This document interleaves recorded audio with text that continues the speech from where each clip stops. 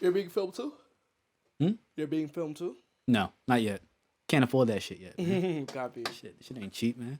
Check. 1 2. Mic check 1 2. Welcome to the MattViolinist Podcast, where it's a safe place to talk my shit.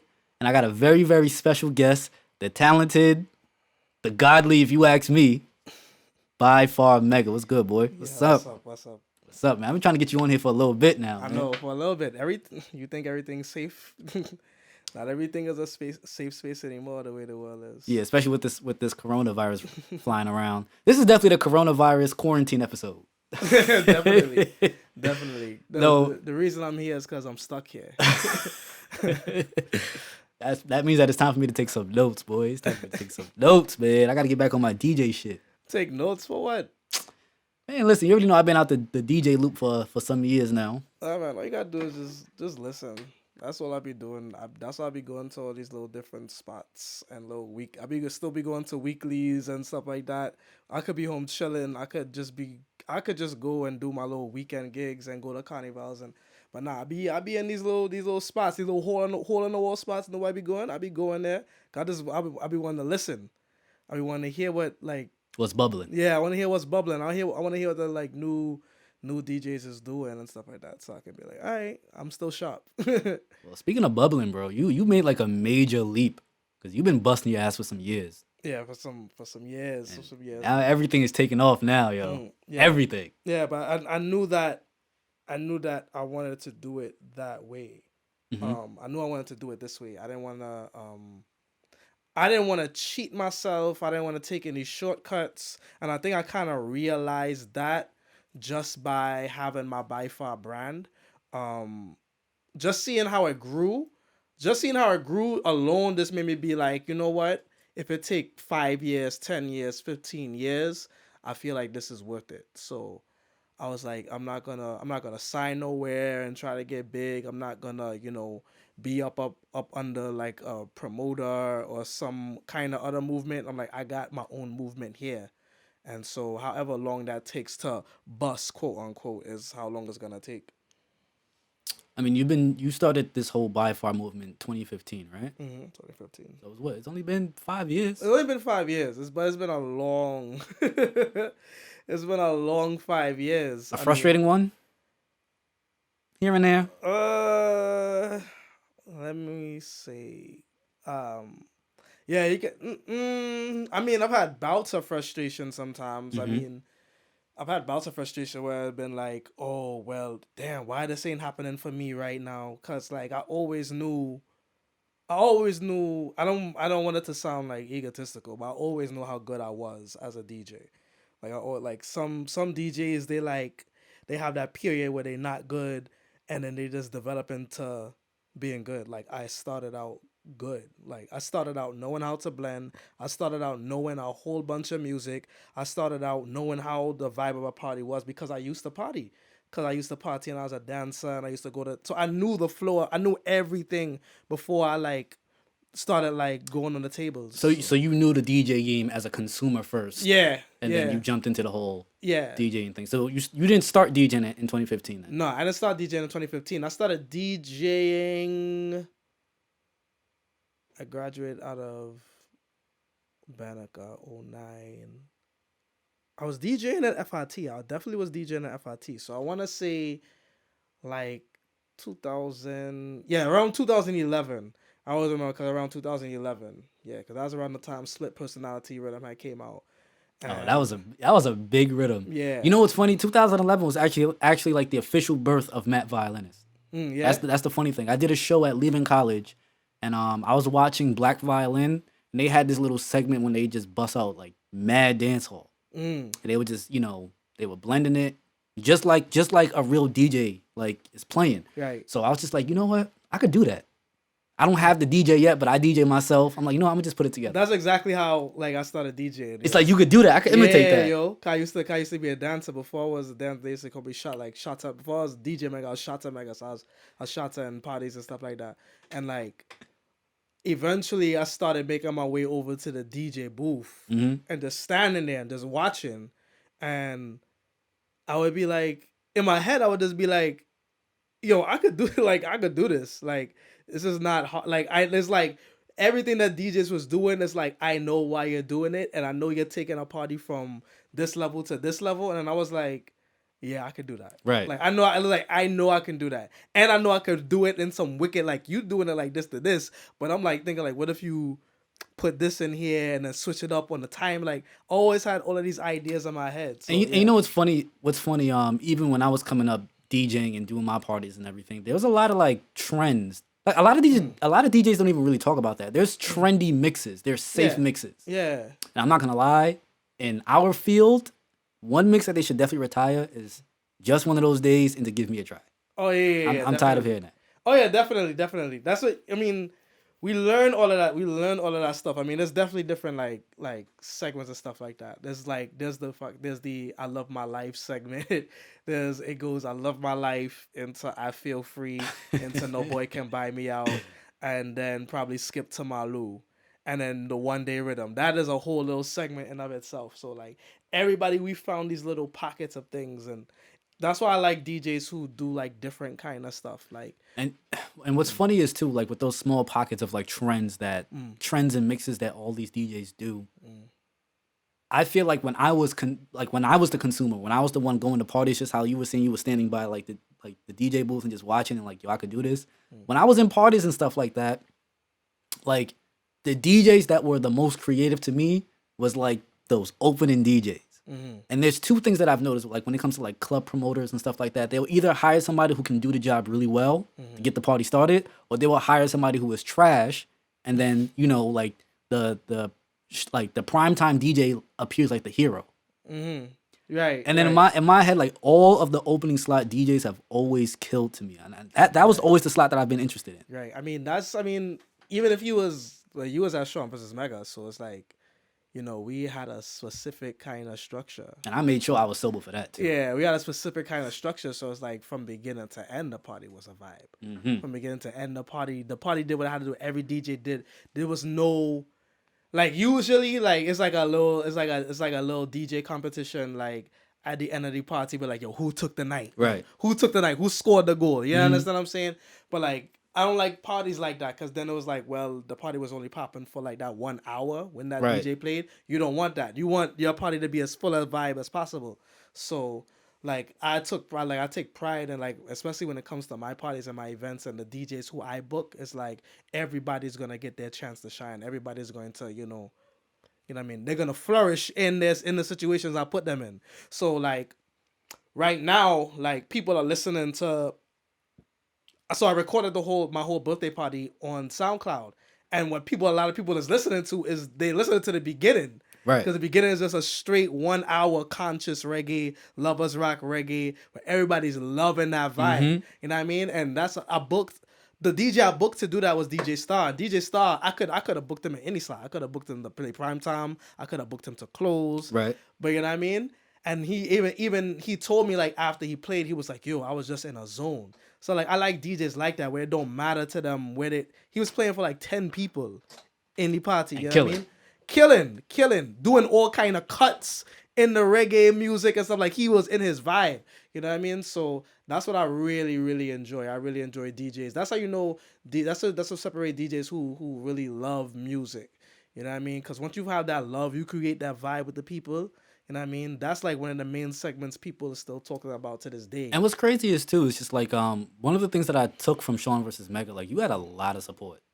A lot of support. And it's just like I was blown away how everybody came out just to celebrate your time, your growth. And then I remember when you and I went on stage to perform, you had like a speech, I think it was before. You were saying that like you remember throwing these parties under the J train.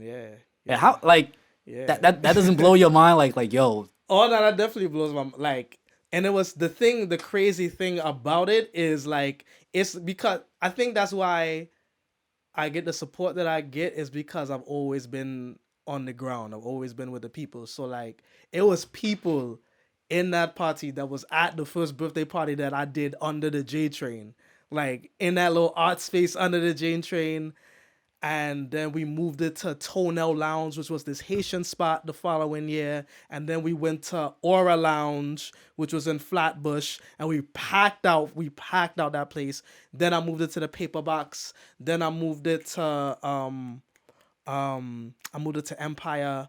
I moved to Empire 103, and then I moved it to Juve. But the craziest thing for me is like seeing them people that's been down for these 5-6 years. That's been at every one of my parties, every single one. You know what I mean? These are the people that don't party. You understand? They don't party, and they come to my joint because, you know what I mean? I was setting that vibe when all of us was young, when we was like either in high school or just coming out of high school, and we was just looking for vibes. Before it was about bottles and stuff. Like, I got a crazy story about like how even the party even came together. Please tell a story. Tell a story? Please tell a story. You got time here, man.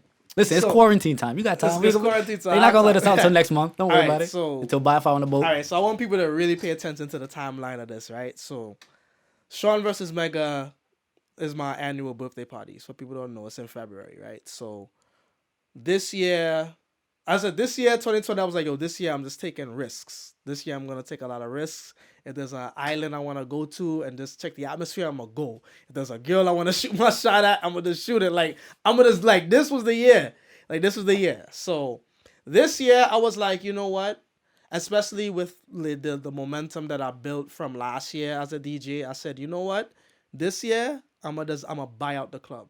I never would buy out the club when I did my party. I would do a rental and do a bar guarantee. Explain to the people who don't know the difference between a rental and a buyout. So a buyout is when you buy out the entire club. That means you get the venue, you get the bar.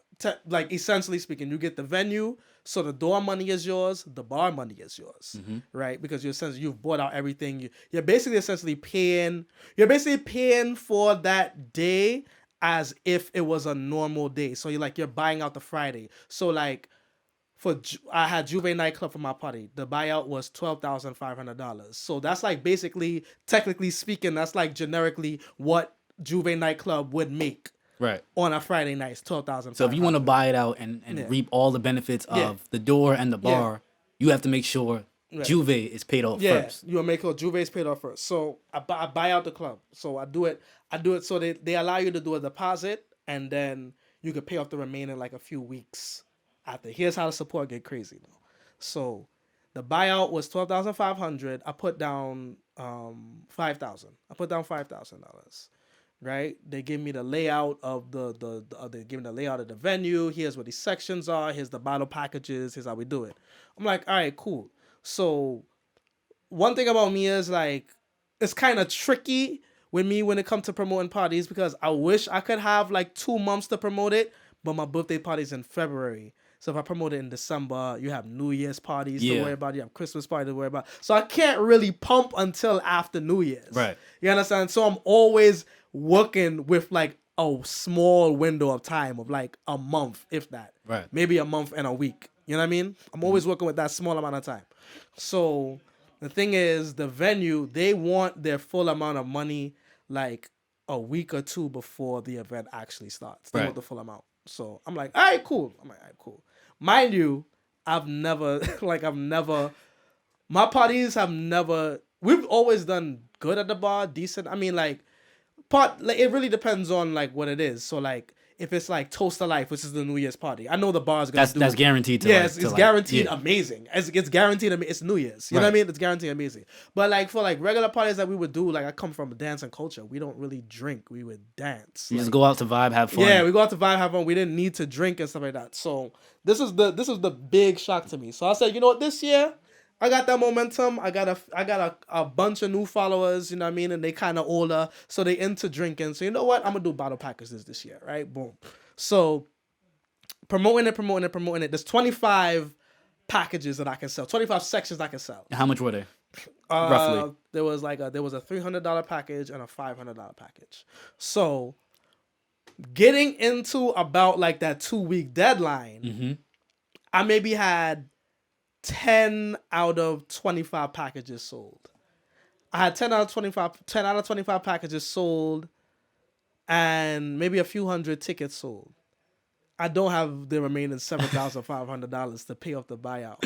So I'm sitting in my crib, stuck. This has to be like a Sunday or Monday, leading into the week that the money is due. Right? So I'm sitting in my crib and I'm like, yo, boy, you really dig a hole for yourself this time. Like, how am I going to get $7,500 like that? You know what I mean? By this deadline, because like I want the event to go on, and it's like, if you know how venue owners are, like if you show any kind of shakiness in terms of their money, yeah, it's a dub. Because you're fucking up their money. Yeah, it's fucking up their money, and they're also thinking in their head, it's like, yo, this nigga ain't really about nothing. He kind of just sold me a dream. Right. You know what I mean? And I was selling them, but I was telling the video, I'm like, yo, I'm like the most popular DJ in Brooklyn. Like, this party about to be mine. Like, that's not a lie. It's not a lie, but in that situation, it has to reciprocate in money. Yeah, exactly. The reality is not meeting what I needed to meet. Like, me being the most popular DJ is not doing anything for me right now. Right? So it's Sunday. It has to be like Sunday or Monday, and I'm like, yo, I gotta figure out something. And I'm thinking, I'm like, yo, I could ask my dad for like a little racket. I had some money saved over, so I'm like, I don't want to dip into it though. So I'm like, I could dip into a little bit of this. I could ask my father for a little bit of this. I can come to the venue and be like, boom. Because there's always that last minute rush. Like, I knew I was going to make the money. It was just about the time. Making it before the event. I know you, like, as a promoter, the biggest influx of tickets you're going to get is like the last 24 hours before the event. Mm-hmm. You're going to get that big influx. It happened to me before too. You're going to get a super big influx. So I'm like, damn, I know the money's going to come, but is it going to come when it's supposed to? So I'm sitting in the crib discouraged. And I'm like, I don't want to ask my father for money, because I used to ask my father for money when I used to throw parties years ago. Right. And I was like, yo, I'm done. Like, I had been done with that. Graduated from that a long time ago. I did that a long time ago when I was like, yo, I need this little 500 whatever for a venue, whatever. I ain't want to do that no more, because I felt like that was like taking 50 steps back. Right. That's taking 50 steps back. I was like, yo, I don't want to do it, but I'm like, I might have to do it. And then I'm thinking to myself, I'm like, yo, Mega, like, really sit down here, and like, let me try to organize that thing. Like, we try to organize. So I'm saying, I'm thinking. And I'm like, boom. The way I sell tickets is like on Instagram, they have that boomerang function, right? Right. So it's like the back and like real fast back and forth thing. So what I would usually do is like I would show me giving them the tickets and them giving me the money on a boomerang. Right. And people seeing that visually would be like, oh shit, them tickets is moving. I gotta go get them tickets. So there was a spike. Yeah. It creates a spike. So you created the demand. So I created the demand. So I'm like, you know what? That's what I'm gonna do for the bottle packages. Mm-hmm. I had to get a bottle package. I think either that Monday or that Tuesday. I had to get a bottle package that Monday or that Tuesday. So I went to Link the person, and he made like a big package too. It was like $800. I think he got like two. I think he got a 500 and a 300 all in cash. So I'm like, whoa, nah, I gotta get this. Right, I have to capture this. So, bro, I'm capturing this hundreds coming in my hand. I'm giving him the complimentary tickets, showing him how the thing is, bro. Boy, between that day and then the next day, I need a package. Oh, you doing bottles? You doing package? Can I do this bottle? Can I swap this bottle for this bottle? Can I do this? Blah, blah, blah, blah, blah, blah, blah. I had the 25 packages like in less than 3 days. That is crazy. And how far along, like how much time before the actual event happened? Because I know you said like tickets start to fly out closer to. It was like a week and a half. I got everything. And then it was so crazy because like I went to the venue to just finalize all these sales and everything. And they were like, like they were like shocked. They were shocked. Not only that I had did it, but then also how organized it was. Like everything was in the envelope. All the names were in the right place. The bottle names, stuff like that. Everything was like, so that gave them just even more confidence in me and then more confidence in my party. And probably ease and a peace of mind too. Yeah, ease and peace of mind. And another thing people don't know about the party is that in Queens, there's a 3 a.m. curfew. There's a 3 a.m. curfew. And I was like, they told me that I wouldn't know if they would have let me take the party until 4 a.m. until the night of. And wasn't there something about like not playing hip hop past a certain time? Yeah, I couldn't play hip hop past a certain time and it was all kind of thing that was happening behind the Shit scenes. is so weird to me. Yeah, bro. But I mean, I didn't know that whatever. we was going until 4 a.m. until like 2:30. Mm. I didn't know we was going until 4 a.m. And I was like, the way I had planned the night, I'm like, yo, it has to go until 4 because like there's the violin performance that I have to do. Then I have to close the party. Like there's so much other stuff that I want to do. Like it has to go till 4. It has to go to 4. It has to go to 4. I ain't find out until like 2:30, 2:45. They're like, yo, yeah. I think hip hop was playing at this time too, and they were like, I stepped into Dash's office and he's like, yo, so here, I gotta let you go till 4. All right, yeah. But he's like, but just lock off the hip hop for like in the next like 5 minutes. I'm like, all right, cool, I got you. Like, say no more. So yeah, man, there was so much stuff going on behind the scenes, but like, just yeah, the support is like really crazy, and to really think, like, I really be thinking about like the support is really crazy because it's people celebrating their birthday at a party where it's named my name twice. Right. Sean versus Mega. Sean versus Mega, and people that's like, nah, I'm celebrating my birthday at this party. Like that's like really nuts to me. Yo, that's really a beautiful thing though, man. Like as like a freelancing musician myself, and I consider you to be a musician as well. It's just like the driving force behind us being successful is the support. And you know, like the weirdest thing to me is just when people blindly support. Like I don't care what you do. Yeah, I don't when care you what do it. Yeah, I'm there. I'm there. I'm there. I'm not asking no questions, nothing. Yeah, because there's always them people like my good friend Denise. It doesn't matter what party I'm doing. She's rolling 20 deep. Every single party she's rolling 20. She's rolling 20 deep plus. And she'll never ask me for that. She'll never be like, oh, can I sell tickets? I get some money. She's just like, nah. I'll do it. Don't worry about it. Like, yeah, I'm just bringing people here because I know this is where the vibes is. And that's another thing too. Like those people, those are some special people too. Oh yeah, facts. Those are some real special people. The people that also do support you without. It's not transactional. I don't need anything from you. It's not. You know, it's just I just want to see you. I just want to see you win. Yeah, they just want to see you win, and then also like some people, they just want to invest in a good product or what they feel is a good product. You know what I mean? Like it's the same thing with like Private Ryan and him doing Soca Brainwash. He can sell $75, $80, $90, $100 tickets because it's like people is like, yo, I'm gonna get my money's worth if I put this money in, and they'll rather if there's a $20 fet on the same day as Soca Brainwash, that $20 fet is gonna sink. That $20 fet ain't making no money. People are rather put and I say some people are rather put they $70, $80, $90, $100 into a fet rather than pay $20 for a fet. That just speaks to the product that you're presenting. You know what I mean? And that's how I be telling people all the time. I remember, just the other day I was me and my bros in Brooklyn, we was just looking at our logos because we all be focusing on like brands and like just how we can be like just better as brand, like our branding and our marketing better.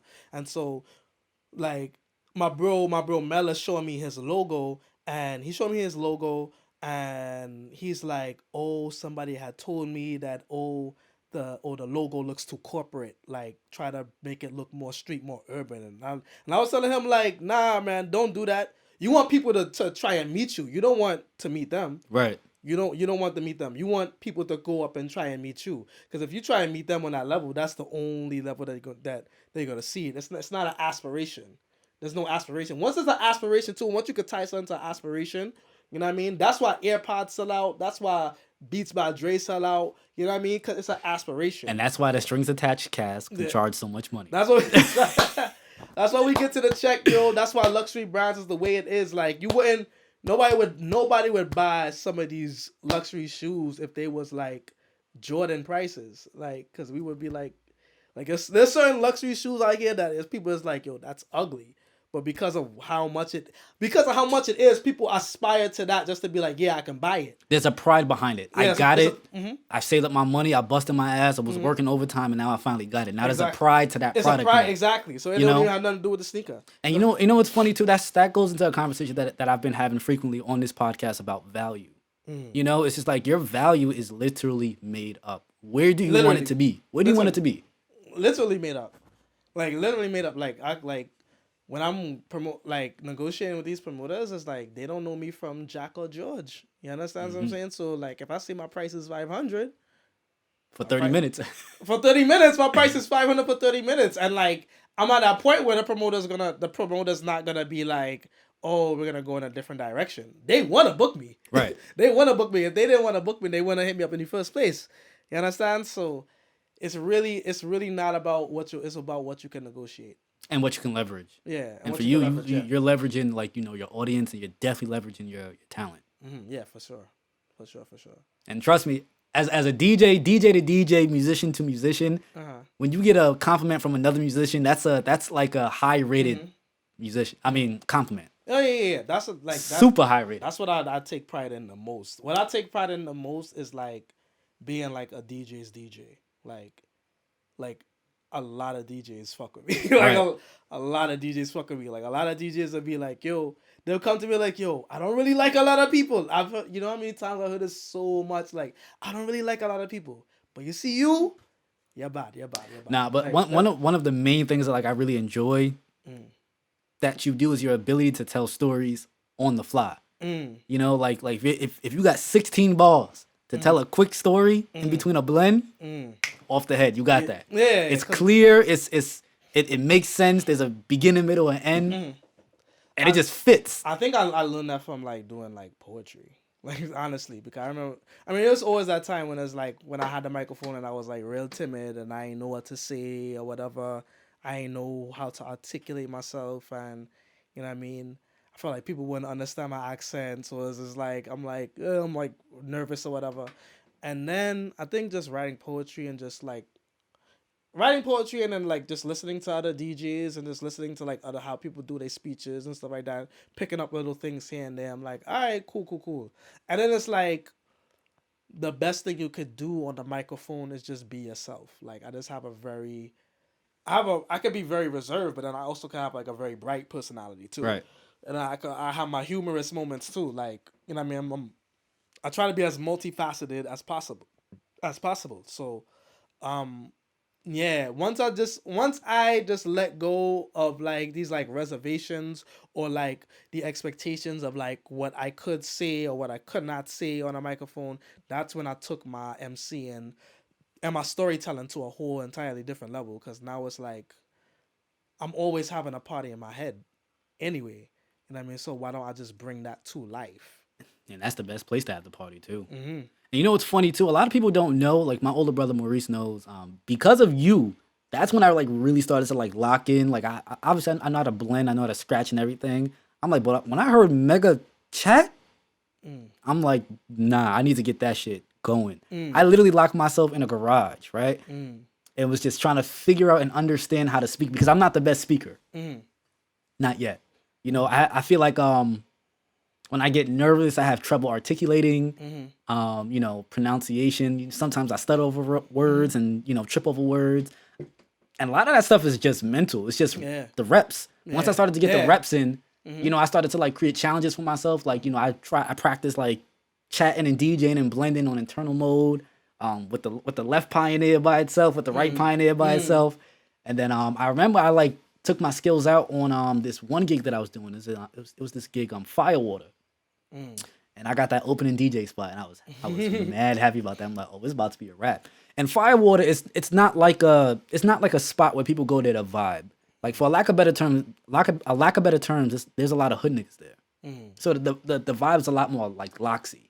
Okay. So it's just like if there's a space where I really want to like sharpen my skills, it's this spot here. If I can get heads nodding and bodies moving, that means that I'm doing my job. And I did such a good job that I got my set cut off 30 minutes early. Like the dude that brought me on, this is my guy. Shout out to DJ Pinnacle. He was just like, all right, man, it's my turn now. I was like, all right, cool, whatever you do. Right. Yeah, man. Yo, right. you be killing with them. You know how I got my speeches up? When my mother, God bless her soul, she passed last year in March actually. She was staying in a nursing home. I was a 30-minute walk away from the nursing home. So what I would do is I would walk from my house to the nursing home, and I would just practice my speeches, walking up and down the street. People would think I was crazy, because I'm not just keeping it to myself. I'm not just mumbling. I'm walking in the street like, big up to all these single girls in the party, and I'm walking and I'm like checking for the stop sign, and you know what I mean? I'm like, then I'm telling everybody inside the party, put your hand in, and I'm like, I just had the music in my head. I'm just thinking, no headphones, no nothing. No headphones, no nothing, yo. So people thinking like, yo, he's bugging.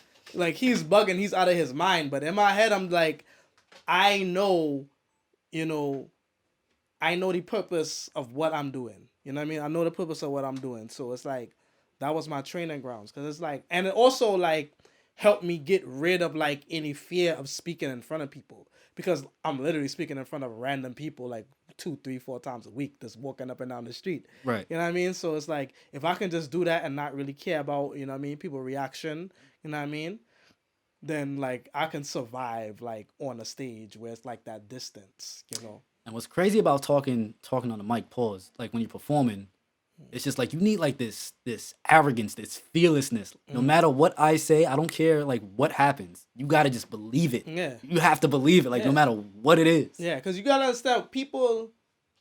There's so much different. There's so much things to like what the human brain does when it comes to like perception. You understand what I'm saying? Like me standing on a stage and looking down at you, you're gonna have a different perception of me than me standing looking at you face to face, eye Right. level. It's just a different. Soon as somebody steps on a stage, they become like you know what I mean, a celebrity in a person's eyes. Godlike. They become godlike in a person's eyes, and it could be the regular Joe Schmo guy. It could be the corniest person in the party. It could be the biggest nerd. It could be the biggest loser. Once you in a party and that man step on a stage and he just walk across the stage just so while the DJ playing, everybody's like, Who's that? who's that? Who's that? It's just a different. So once you're the DJ, once you're the mic man, once you are on that stage, you are playing an important role to the person down there. You know what I mean? You're playing an important role to the person down there. That person looks at you as somebody important, no matter who you are. You know what I mean? So once you know that, when you take in that microphone, it's like they're in the palm of your hand. You just don't know it yet. Mm-hmm. They're in the palm of your hand. You just have to walk with that confidence and just know. And I can't even say the first time I knew. I'm trying to remember like the first time like I knew that everything that I was saying was like being taken as like the holy word. I'm trying to remember. It wasn't at Plenty's, because Plenty's You're the 13th disciple. Yeah, it wasn't at Plenty's, because at Plenty's I think I was honing my skills still to that point, and I was honing my skills at Karma. But once I guess once I started stepping out and like doing like just big events, and you know what I mean, kind of like just saying fuck it and just going on the stage and just coming up from behind the booth and going on the stage and being like, yeah, like I kind of just, and I think I always had it in me because I always kind of wanted to be like a performer. Like when I was younger, when I was like a kid, I was like a big Michael Jackson fan, and like for all the family gatherings, like Christmas and whatever stuff, like I always had to do like the Michael Jackson routine. Yeah, to bring everybody into the living room. Yeah, everybody in the living room. I was like that too. Yeah, I had to do the Michael Jackson routine. You know what I mean, I was in all the talent shows and stuff like that. So like me being in front of people performing is like nothing. It's really like it's like nothing for me. It's like I know what it takes. Mm-hmm. I know what it takes. What's funny is I want to know if you feel like this too. I feel like nowadays, if I'm not nervous about an event, I probably don't care. Like literally, there was a time like right before I got on stage at the Apollo, like and this never really happens. Like my heart rate was so rapid that like I can literally feel my like pulse through my eyes. Like I don't know if that's a blood pressure. That's why you need to get that checked out. Listen, I mean, I didn't collapse or nothing like that. I was fine. But yeah, I don't know, man. It's something about being nervous that brings the best out of me. It makes me want to like be extra prepared. Like you know, I can get shot, and as long as I can still play and do this, it's gonna go off. I'm gonna go off without a hitch. You know. Well, for me, it's like I think I was telling you this earlier. It's like nerves do nothing for me. Like I think that I kind of like, for lack of a better term, I swallow those nerves down before I like go perform, because it's like I put it in my head. Like I just put it in my head when I'm performing and I'm DJing. It's like I'm not losing. Like I'm not gonna lose. Like I can't lose. Like I really be like, yo, I'm ByFar Mega and I cannot lose. I'm not gonna lose. Only time I'll be nervous when I talk to girls. Like to be honest with you, that's the only time I'm nervous. Is like, yo, this could go either way. Like, you know what I mean? I'm a DJ. You know what they say about DJs. She probably already thinking that from me walking up to her, like what this DJ want with me. You know what I mean? So I'm always nervous in that regard. But when it comes to DJing performing, it's like I throw that out of the window. Because it's like this is what keep the lights on for me. Right. You know what I mean? This is what keep the lights on for me. This is what keep me in like cool clothes, or what I think is cool clothes, and you know what I mean, allows me to buy what I want to buy. You know what I mean? So it's like this is my livelihood. So when it's like your livelihood, it's like you're gonna eat. Like you're gonna eat. Like you're gonna eat. When you go on that stage, you're gonna eat. You know exactly what to do. You know exactly what transitions are gonna kill. You know exactly what speech to do at this kind of like you know what to do. Like do your fucking job. You really have a problem like approaching girls? All the time, yo. All the time. All the time. That's why it'd be much better when they approach me. For me, you know what's funny too? When it comes to performers, like everybody has this thought in their head, like musicians and DJs and performers, like we get all the girls, you know. Like, we can get anything. Yeah. Which is, I mean, to me, it's the truth. I can get anything I want. Yeah. But I feel like the reason why that is because our talent doesn't make it easier. It just lets down that initial guard. That first wall, like that, the nigga, what you want. That was. You see what I'm saying? That's what make girls build the wall with me. They be like, you a DJ, like, you a DJ, like. Listen, I'm probably they order like, yo, oh, I'm another one in your lineup. Like you have a whole star lineup. You got a whole crate full of me, like and and every girl I talk to, I always say the same thing. I'm like, yo, if every girl has that mindset and is like reserved about me, I would never be with anybody. Right. I would never be with a girl if every girl that I talk to thinks that I'm always with another girl. Mm-hmm. You know what I mean? So like, I be like, yo, I don't know what do you want me to what do you want me to do? Like, you want me to be a librarian? So I'm like, I promise you, I would still be popping. Like, I promise you. I like this energy. I promise you, if I was working at Barnes and Noble, I would be a Gallus in Barnes and Noble. Like, I really would. So I be telling these people like all the time, like it don't even have nothing to do with me being a DJ. It's really just who I am and just my presence as a person. You know what I mean? So, but yeah, girls like give me. I mean, cause I remember when it was like not this. I remember when I couldn't get no attention from no girl. You understand? So the hardest thing for me is it's always been the approach. While I'm either like while I'm playing, performing, whatever, or I'm not. If I'm just at a bar casually, it's always just the approach. And to me, gimmicks and pickup lines and shit like that would never work for me. Yeah. My mind is not quick enough, sharp enough. Yeah, it's not. It's not. I just have to be myself, man. For me, it's like I've always been person who would do like the adverse to things. Like I would always like if I see everybody in my hood selling drugs and getting money, but then I see them getting locked up, getting killed, I'm like, that's not for me. You understand? That's not what I'm doing. So if I'm in a party like and I'm seeing a girl, cause number one, I got good taste So I'm like, if I want that girl, I know like 10, 15 other niggas want that girl. I know that off rip. So I'm in the party and I'm looking, I'm studying. I know this guy gonna try to talk to her. This guy gonna try to talk to her. This guy gonna try to talk to her. This guy gonna try to talk to her. This guy gonna try to.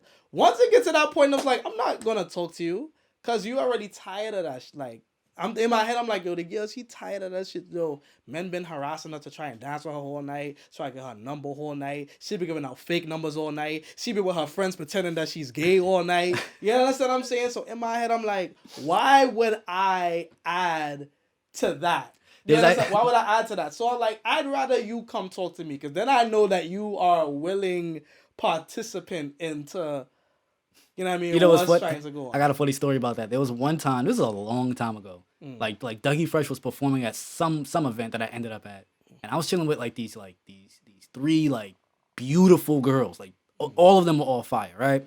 So Dougie Fresh was performing, so everybody in there is roughly like 45 up. So there was this one dude trying to holler at one of my homegirls, and then they was like, Matt, can you please stop him? Can you please stop him? They were like, just say that like I'm your girl. I'm like, okay, so what if he's trying to talk to your friend too? What about her? Like, just say the same thing. I was like, yo, my man, like, I'm sorry, bro. Like these are both my girlfriends or whatever. He's like, both of them? I'm like, yeah. He's like, you're lying. I'm like, bro, nah, man. Like, I get it. They're beautiful women, but they're not on you right now, bro. You got on slacks with white socks. Ain't nobody fucking with that right now. Say, ain't nobody fuck with that shit right now, man. And them shits is dingy too. They not even pearly whites, bro. Come on, now. Slacks with white socks. Yo, son. Nah, the fake numbers and acting like they gay. That's some funny shit. Yo, bro. That's some real funny shit. Nah, man, I've seen it. I've seen it too. I see it every weekend. I see it every single weekend, man, and it's sad. So I'll just be like, you know what? Just even yesterday, I was in a party, and like this girl that you know what I mean. Cause I just check out our scope. I don't say nothing. I just be holding my corner. She know of me. So she come to me like, oh, she's like, I think I was getting ready to leave or something like that. And she was like, oh, I was looking for you. And I was like, oh, what for? Oh, I wanted to dance with you. And I was like, okay, all right. Like, it just fell into my lap. Like I was study the girl, but I was like, yo, I'm not gonna approach her because I already see how niggas move around her. So I'm like, I'm gonna chill. You know what I mean? She gonna make that decision. You understand what I'm saying? And now in my head it's like, all right, boom, I kind of know my standing in the hierarchy. You understand what I'm saying? So if I walk in a spot and I just grab her hand and I just go somewhere, she gonna be with it. You know what I mean? There's like, what now knowing that it's like, all right, I see what I must do. You know what I mean? And that's why I like the girl to come to me, because I don't like pressing up on no woman, especially with me in my position as a DJ and all the flack and thing that DJ get for like being promiscuous and, you know what I mean, being sexually transgressive and stuff like that. Like, I never want my name to be caught up in all of that stuff. So big up to all my links, them. You understand? Big up to all my links. You know what I mean? Because we keep our thing on the hush. You know what I mean? The way it's supposed to be. That's a fact. Yeah. I mean, I think generally speaking, I think you are right. It will come to you. Just chill. For sure. Just chill. It's gonna come to you, because it's like, that's just the nature of the world. It's the game. That's the game. That's just the game. You don't win every game. Yeah, people are attracted to people like that, and that's something that I realized, and I'm glad that I made it out of high school. I used to think in high school, oh my god, like no girl like me. Like, am I ever gonna? Yo, I had that same. Yeah. Yo, and I always tell people, like, yo, I did not know I can get bitches until I got out of Jersey. The moment I got out of Jersey, everything changed. You know why? Because I was the new kid on the block. Yeah. And I was talented too. Yeah, because you have to understand, like, when you're in high school, the zenith of manhood is a monolith. Like, it's either you're either on the basketball team or you're the gangster. Like, nobody, like, there's no stock yet in being like the poppin' spoken word poet. There's no stock in that. There's no social equity in that. Like, you can't leverage that after school.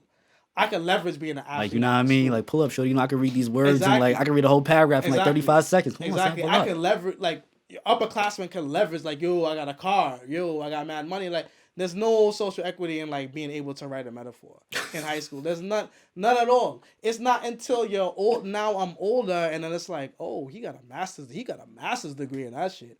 Oh, he actually traveled to do poetry. Oh, they looking at you. The entire market opens up. That's how it happens, man. So yeah, I tell all my friends, man. Like, and there's even people like in town who would date, like, if we're rating women from 1 to 10 and 5 is average, they're dating solid 3s. I'm like, fam, get out of Jersey, and your ugly ass can pull a solid 7 or 8. Yeah, above average, like somebody who's fire. That's the thing, like, and that's another thing too. Is like, yo, go for what you want, bro. And that go for what you want, bro. Don't settle. Yeah, Do not settle. Don't settle, because like you're really just like, really, beauty is really in the eye of the beholder. Like, it really is. It doesn't matter how good people think you look, or, you know what I mean. Like, it's really just about you and that person together and what that vibe is. You know what I mean. It's different strokes for different folks. It really is. It really is. I've been with girls where people have been like, how did he get that? How did he get? I'm like, yo, I don't know, but I also have a great track record with some baddies. Wow. I got a great track record. So it gotta be something about me. No matter what niggas think, like, this girl I was talking to was fire. I know she was fire. Everybody here was trying to kill. The other girl, everybody here trying to kill. The other girl before that, everybody was trying to kill. Like, at some point, like, I'm like, yo, it's me. Because I do struggle a lot with, like, self-esteem and stuff like that. I have big self-esteem issues. I have big self-confidence issues. Hold on, let me fix that mic for you. Hold on. Okay. This one here? Yeah, I got it. All Gooch. Gooch, yeah. All right, so for me, it's like, yo, I have big self-esteem issues, big self-confidence issues, whatsoever, whatever, etc., etc. But like when I look at the track record of like not even just girls that I've like just dealt with like sexually, but like girls just like be like, yo, I want to be with you. You know what I mean? I'm thinking like, yo, you gotta wake up to me every morning. You know what I mean? And I'm the person you want to wake up to every morning. And I'm talking about, yo, I've really been blessed. Like I've really been blessed to like be with some really, really beautiful women. And so like at some point, like when you have a track record of doing it, it's like it's gotta be me. Like it's gotta be something about me that these like beautiful, attractive women are fucking with me for. So And you know what's you know what I mean? crazy too? It's not when you come around; it's when they come around. And that'd be the funnest part. I mean, that's like the dopest part. I'm like, oh, you finally got it. Yeah, you see it. Yeah, you finally finally see got it. it. You see it. I'm about to show you how fucking dope I really Yeah, am, you see son. it. That shit is crazy. That shit is really some cool shit, man. And I think for me, that's why like when I'm in public, I can kind of tell, like as far as the men go, who really had the opportunity to date the people they really wanted to date. If you ever gotten that woman that you thought you could never ever get, and you got her, and then you know what I mean, y'all spent some time together, you got to know this person. It's just like for me, when that started to happen for me, I stopped sweating women. There's no point. There's no point. There's really no point. There's no point. She already knows if she wants you or not. She It's already the knows same thing exactly. with- She knows exactly what she's going to do and not going to do with you. Yeah, Just relax. It's the same thing with me when it comes to poetry. Like I used to always think like the last poem that I wrote was gonna be the best poem that I ever wrote, and I never would top it. And then the next poem I wrote would top that poem. You know what I mean? Like it would always happen that way. Like I would write like this fire poem, and I'd be like, "Yo, boy, the way I just did that, the way I flipped the language, I was like, yo, there's no way that I'm gonna write. I can't top that." And then you know what I mean? You just live life, and then it comes down the line. You write another poem, and you're like, "Wow, I really topped that." Like you keep bettering yourself, and it's like if you keep producing, if you keep shooting the 3-pointers, yo, like you're a 3-point shooter, bro. You're Steph Curry, bro. Like nobody's telling me nothing when it comes to like girls, when it comes to DJing and stuff like that. And I'm always super hard on myself. I think that's why I go for the girls that I think that initially I can't get. You know what I mean? Because I'm just built that way to just think that eventually it's gonna turn in my favor. Like it's gonna turn in my favor. So. That's dope. The esteem issues is what I'm interested in because in my journey of being a musician, the esteem issues have really been a challenge for me. And you know, the esteem issues not like gone unchecked gave me like a false reality of what's really going on when I'm performing. You know, it could turn into like some sort of like depression, major frustration, and everything. That's interesting. You have confidence issues in your talent. You would say? I think yes, it's talent and the performance. The performance. I don't have that issue. And I think that's the reason why. I mean, you've worked with me for like a little bit now. That's the reason why I'm trying to be so accurate, so on point. Yeah. You know, like, I feel like the way that I counteract that is that standard of playing. Like, can somebody else match this? And I'm not doing it for that reason, but it's just like I want to do it to the highest level, to the luxury level. Like, oh no, this is like really dope. Remember when we spoke about doing like the strings attached episodes, like for those who hire us, they're like, oh no, they spent some time on this. They didn't just put this out. Right. You know? So like as far as you said that you don't have those esteem issues when it comes to like when it comes to performing and stuff like that, because it's just like I've been doing this since I was like 5, 6, 7 years old, and always at a level where people was always like, who the fuck is that? Like when I was in kindergarten and I was doing like, and I was graduating out of kindergarten and we had to do these like dance recitals, thing like that, and it came down to like we had to do like this African dance, Irish dance, Brazilian dance. Like I was getting called up to do encores, like solo. You know what I mean? Like if the whole class would be doing the dances, and then I remember this vividly. It's like I remember like we was doing this dance. We was doing the African dances, the Irish dance, Brazilian dance, and then it was like people thinking that it was over, and we're getting ready to leave, and then the instructor was like, everybody here, like all the parents and stuff, like everybody here, there's like we want to see Sean do that stuff again by himself, like as an encore. Mm-hmm. You know what I mean? So like I always like when it comes to performing, I always knew that I had that something. I had that You had the it factor. I had the it factor. I always knew I had the it factor. And I guess credit to me like watching Michael Jackson and just seeing like there's so many levels of separatism. Like even when I was younger, like listening to Bob Marley, like, I knew Bob Marley's music was different than everybody else's. I knew Bob Marley's reggae was a different kind of reggae, yo. I just knew it. Like I could just listen to it. You could listen to it and just know like it's on a different kind of vibration. You understand? It's just something different. Not to say it's better. Not to say that it's just something different about it. It's just something different about the Michael Jackson records than any other pop record you're gonna hear. So I always knew like you put me in a field of like anybody, poets, DJs, anything that I'm doing, You're gonna shine through. Yeah, I'm gonna shine through because it's always gonna be something about like. So that's what always I've never faltered in like my confidence when it comes to like performing and stuff. Cause I know it's just something about me that like I'm exuding. So you know what's funny? There's actually a shit ton of similarities, and this is your upbringing, right? Yeah. I was the same exact way. I used to always perform. Speaking like going back to like family members being over or family friends being over, I used to always perform Backstreet Boys. Quit Playing Games with My Heart. Then I used to always switch straight from that into Barrington Levy's Be Strong. Even for people who had no idea what that was, that was just my shit. You see what I'm saying? And it's just like, I think the issues with me as far as my esteem goes, it's like a Matt to Matt issue. It's never how the people receive me. People always receive me the same way. Like, wow, you should be at the tippy top. And then in my head, I'm just like, yeah, you know, the performance was alright. It was okay. That has nothing to do with them. That's just me. It's me to me. It's interesting, bro. Shit. It's very interesting how many similarities that like. I mean, you and I have. in a way that's kind of good because like you're never jaded by, you know, people's perceptions or people's recognition of you. You kind of always it kind of keeps you level headed, no?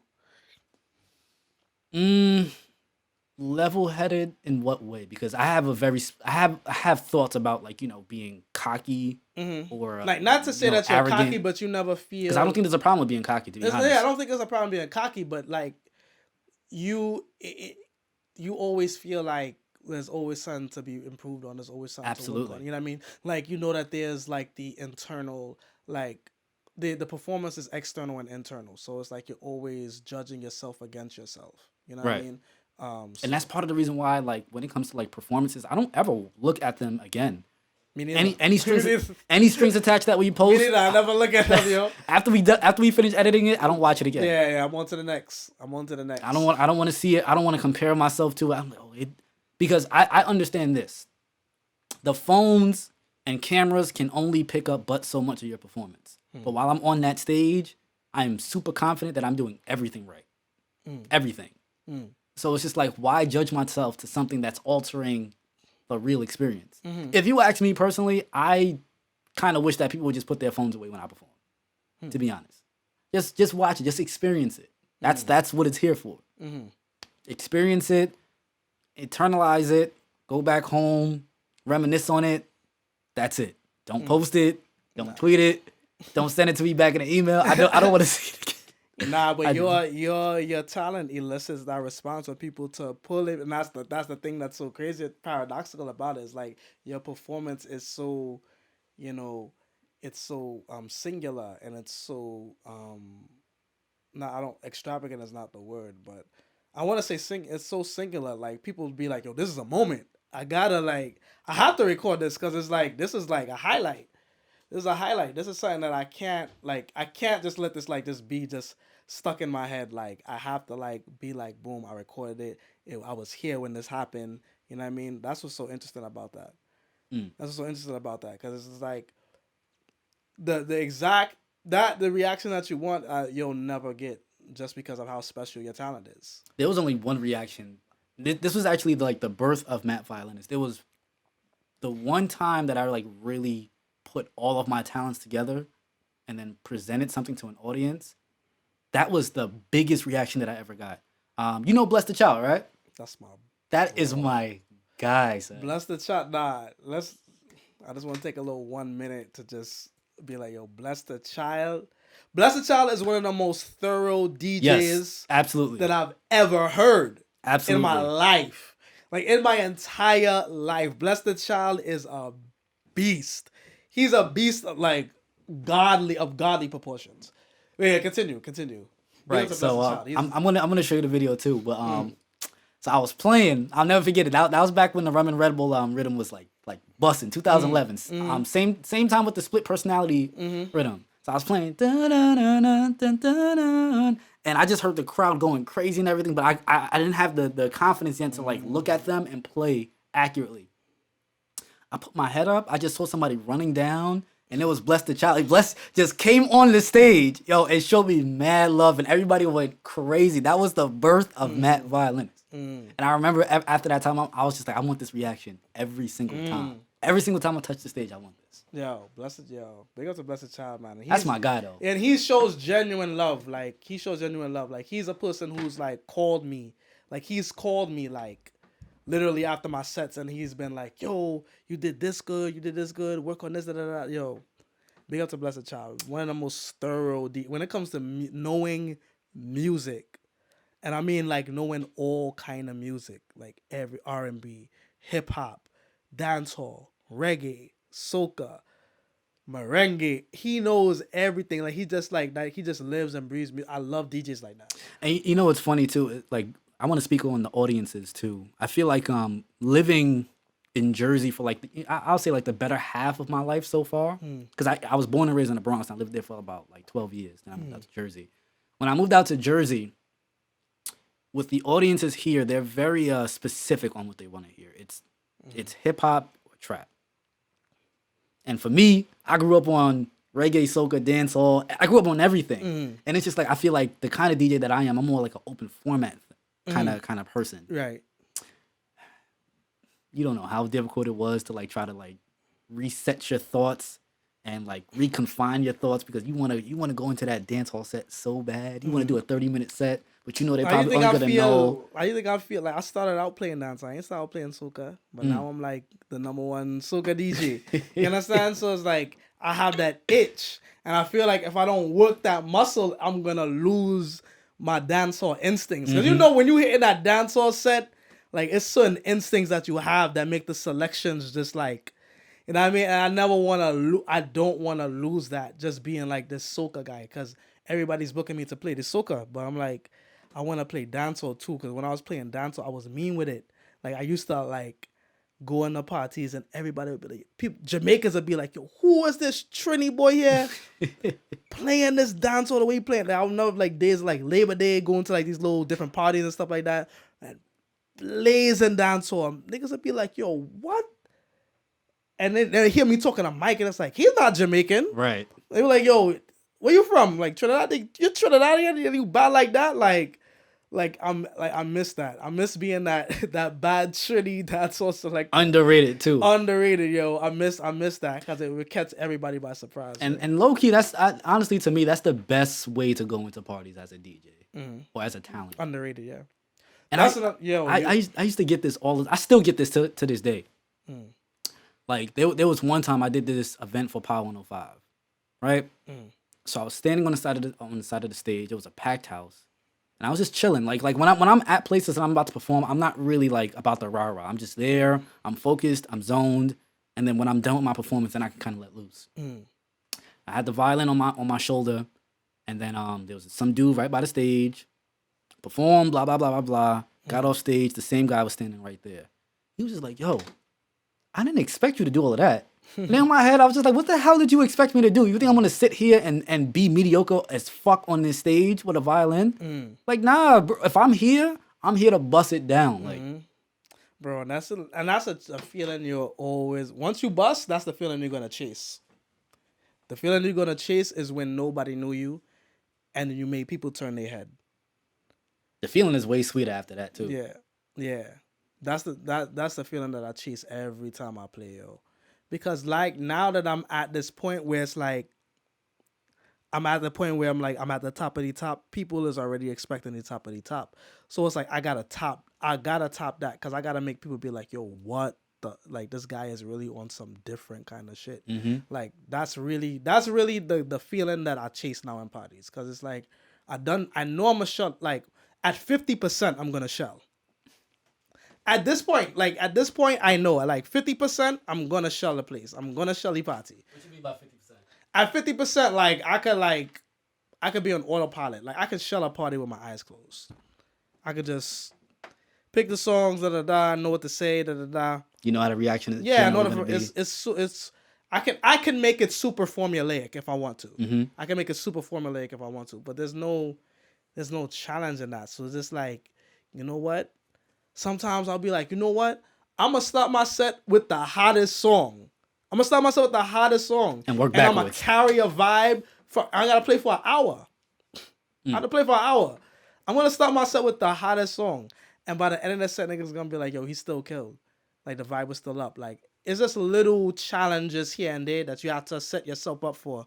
Because like in a position that I'm in, because it could feel like it could just feel like a repeat every single weekend, every single weekend. You're closing here, you're closing there. Like you're doing the same kind of sets. So like that takes a toll. It takes a toll on you mentally. It does. It takes a toll on you mentally, because I like to record my sets and put it up, and then it's like if I'm recording the same closing sets, it's like it doesn't make any sense. Mm-hmm. It doesn't make any sense. There's no challenge in that. So it's like that's why I do shit like Strings Attached. That's why I do shit like this, because it's just like I'm not just gonna sit here and just be like the number one DJ and like have y'all already have your idea of like what that number one DJ is, and I'm like, oh yeah, nigga, I am culture. I'm about to show you a whole different level of this shit. I might play, and Matt the Violinist may come, and you may never have known it, and we just come down. Chances are I probably wouldn't even know. we just come down and bust the place one time, and I want niggas to be stuck like, yo, what the fuck was that? That's the best feeling. Yeah, like, yo, what was? And I'm telling you, that's the feeling that I'm always trying to chase. Like, yo, did you see what that nigga just did? You hear what he just did? Like, yo, what the fuck? I don't want to just. I'm not satisfied with, yo, you did good, yo, you shelled. I'm never satisfied with that. I'm always want to be like, yo, nigga, like, bow at my feet right now, like. Yeah. The when a set is like undeniably good. Undeniably good. And that's what happened, especially when I was like on the come up, and my hunger was on a different level. And this had to be like a year and a half ago. My hunger was on a disgusting level, because I was going in parties. It didn't matter where I played. I could have played the warm up. I could have played the prime time. I could have played the closing set. I was flattening everything. And people used to just be like, "Oh my God, like you're just like you're just different." And that's the feeling that I want every single time. Like, and I think that's why I still go hard, because there's a way in which like I could just rest on my laurels and just be like, I get bookings every weekend. It's pretty much set in stone at this point. Mm-hmm. Like, I got my set amount of monthly income. I know what's coming in. I know what's like. I can just chill. I don't even have to DJ every weekend. I still do it. I mean, especially with this coronavirus flying around.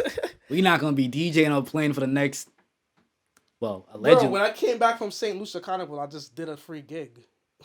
Just cause I wanted to DJ, and also cause I wanted niggas to know that I was back. Just cause I wanted niggas to know. I'm not gonna lie, I wanted niggas to know, like, yo, y'all had that little week or two or whatever I wasn't here. I'm back.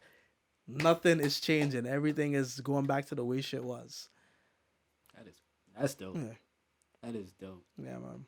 But yo, man, a lot of people don't know. We're still in this coronavirus epidemic situation that's going on.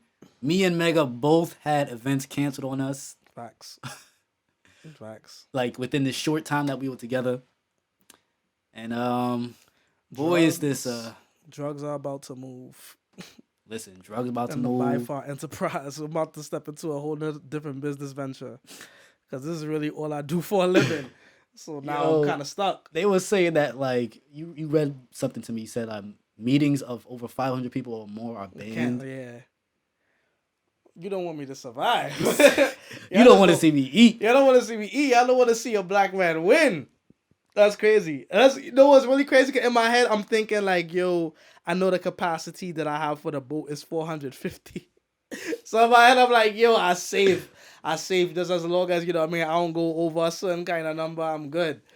So, but yeah, it's really crazy. And like, that's really something to really think about, like, as a creative, was like, what the fuck do you do if some shit like this happens, yo? Like, my livelihood is now being directly affected Right. by this virus. Like, this But go ahead. two events that, like, I know I was getting surefire money as soon as I left off the set. You know what I mean? Now that's postponed. You know what I mean? And so I got rent, I got bills, Mm-hmm. I want to buy clothes. I like nice things. I like nice shoes. I like nice shirts. I like to, you know what I mean? I like to look presentable when I walk outside. You understand? So it's like, this is gonna be an interest. I mean, I'm good. America, I'm good. Podcast, YouTube world, I'm good. Like, honestly, I'm good. Like, I have no complaints. But listen, if you want to donate to the Bank of ByFar, I know exactly. I have no complaints. But Matter of fact, this is what we need to do, right? For the quarantine session, you need to just start going live. Just go live and just DJ. Just go live and DJ, yo. Facts. And find some sort of way you could charge people like $1. Find some. Find some way. People will tune in too, right? People will. That would be a vibe. People will real tune in. But yeah, that's the deal. That's the vibes I'm on. It's like, yo, my livelihood is about to be affected, but like, it really makes me sit down and think like, yo, what if it like all goes away tomorrow? Like, how would I be able to get back up on my feet? And I think I would. I think I'm just wired that way. I'm just wired to win. I never had the first time I had a job, like a real employee job, I was a professor at St. Peter's, and that was, what, 2 years ago? That was like my first ever like employment. Like, I've always lived off of my art, and so I'm always find a way to make it happen. And what happened with that job? The DJ career. Oh, so you quit. The DJ career made me quit. 'Cause it literally was like the December of 2018.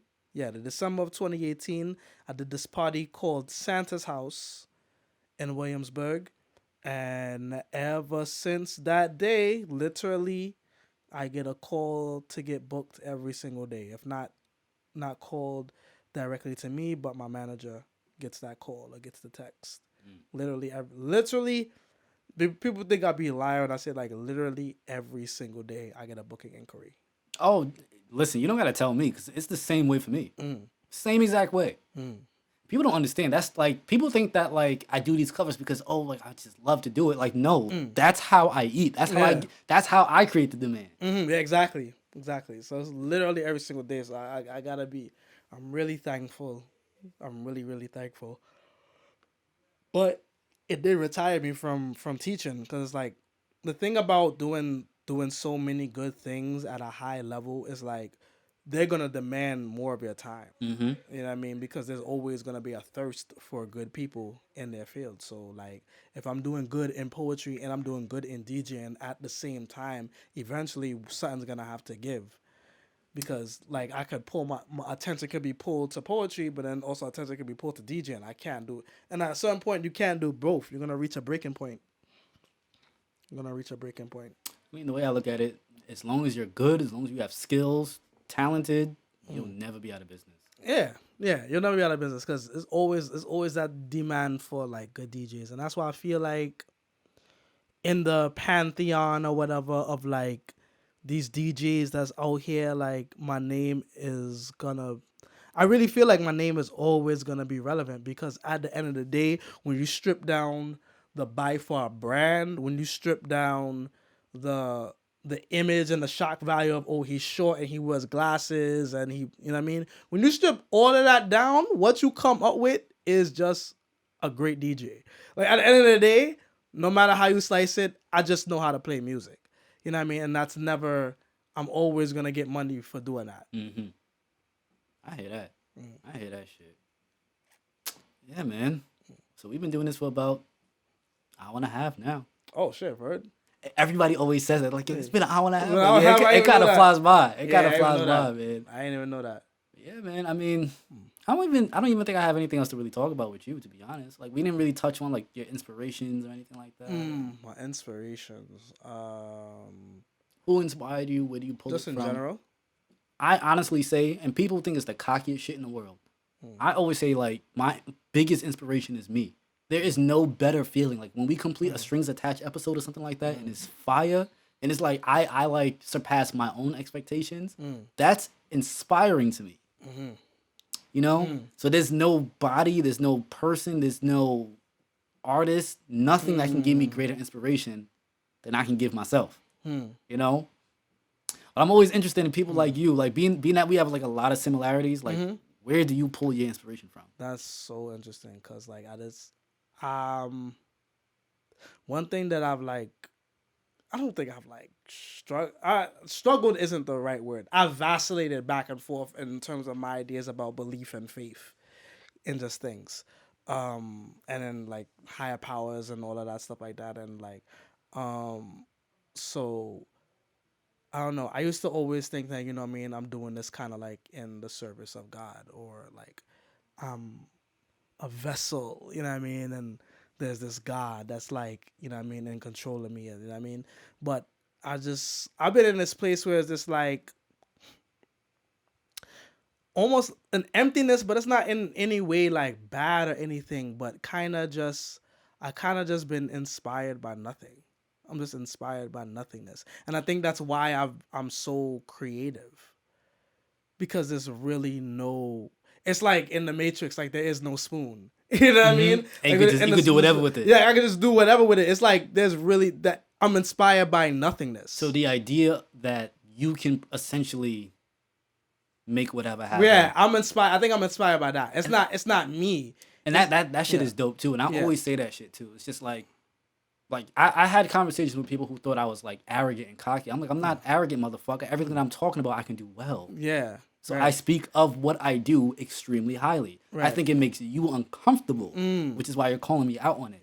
But it's like, this is how I get it. Yeah. And it's like the way I get it, I can do everything. Look at how much stuff I'm doing right now. Videography, lighting, like exactly, audio yeah. stuff. See what I'm saying? I can literally do it all. Just give me some time. So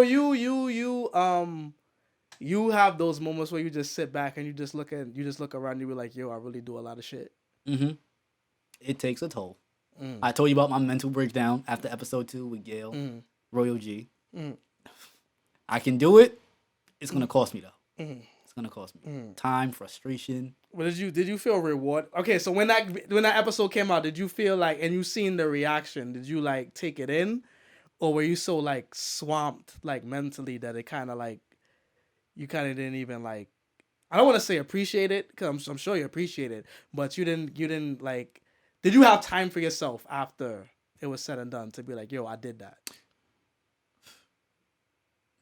Okay. I think the most interesting thing was watching how people reacted to it on your platform and Gail's platform. Those were the two most interesting parts to me. So on my own end, I'm not really paying attention to how it's gonna like do on my page. Just ignore that. But your second half of the question was, did I take out time to like enjoy it or what? Yeah, did you take time to like really like, yeah. Did it process within you like that you had did something like dope? Oh yeah, absolutely. Yo, a lot of people don't know. We were shooting that for what, 6 hours? Yeah. Non-stop. And the amazing thing about it, because like I get frustrated easy. Like when I say that we're gonna do something for 2 hours, I want to do it for 2 hours and get it done with, be over with. Like everybody was in such a good mood. Yeah. Nobody really fussed about it. I mean, because that's something. It's the work. Like, and it's like for me, it's like, what the fuck? I don't got nothing else to do that day. I got nothing else to do that day. You know what I mean? Like this is really like, and this is like, I'm so blessed to be a creative. And it's like, once again, it's that nothingness. It's like the day is nothing and I make it something. Right. You know what I mean? Something that I care about. Yeah, I make it something I care about. It's not attached to work. I'm not catching up on any work. I'm not doing any of that. You know what I mean? It's not like the day can literally like the day can literally be nothing. And I can plan out something and I can make something fruitful. I'm about to plan out an event right now for 420. And like the thrill that's gonna give me to be like, yo, I'm just sitting here in my bedroom and I'm just writing down these notes of what I'm gonna eventually put into fruition. Like I really just made this day like I can make my days super productive just sitting and writing on my bed for a half an hour. And that's power. It's You know powerful. what I mean? Do you actually like physically write them out, or do you like type them? I write them out now. Yeah, look. I'm getting back in because I want to get back into writing poetry. Like I'm getting back into the process of like writing freehand. You know what's funny too? Like I always tell people too, like I have a list.